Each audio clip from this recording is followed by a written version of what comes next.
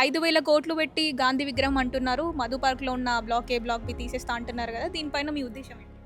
అమ్మ ఒకప్పుడు కాంగ్రెస్ పార్టీ చరిత్ర రేవంత్ రెడ్డి గారికి తెలియదు. ఎందుకంటే అప్పుడు ఆయన బీజేపీ ఉండనో బీఆర్ఎస్ ఉండనో నాకు అయితే 3-4 పార్టీలు వచ్చింది కాబట్టి తెలియదు.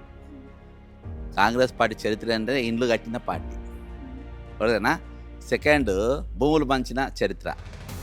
అసొంటిది ఈరోజు ఇండ్లు గుల్లగొడుతుందంటే కాంగ్రెస్ పార్టీ చరిత్రను మారుస్తున్నట్టే కదా. నంబర్ 1. ఇంకోటి ఇది బఫర్ జోన్లో లేదు ఓకేనా. 50 మీటర్లు అవతలనే ఉన్నది. దీనికి లేఅవుట్ ఉన్నది అర్థమైందా. దీనికి లేఅవుట్ ఉన్నది, మున్సిపల్ పర్మిషన్లు ఉన్నాయి, దీని మీద బ్యాంకు లోన్లు ఉన్నాయి అర్థమైందా. ఇవన్నీ ఉన్న తర్వాత వాళ్లకు ఈరోజు వాళ్ళ పర్మిషన్ లేకుండా నువ్వు తీసుకోనికి లేదు.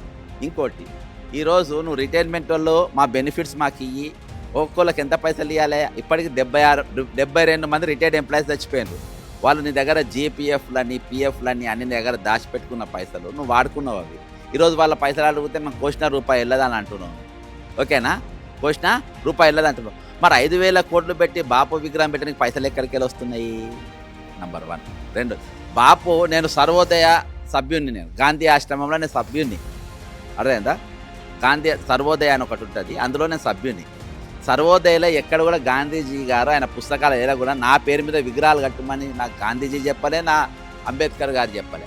మా ఆశయాలు కొనసాగించమని అన్నారు. అది కూడా అట్లా చెప్పలే, రాసిన వాళ్ళ ఆశయాలు నువ్వు కొనసాగించు అర్థమైందా. ఇది కేవలము ఒక స్కామ్. ఇది ఏంటంటే అటు ఇటు 2 దిక్కులకి వెళ్ళి అర్థమైందా. రేపు ఒక పెద్ద పెద్ద ఐమాక్స్లు నైట్ పబ్బులు అవి ఇవేమో పెట్టుకుంటారంట. దందా నడిపించుకోనికి అన్ని పార్టీలు కలిపి చేసినట్టు ఒక బడా స్కామ్ ఇది.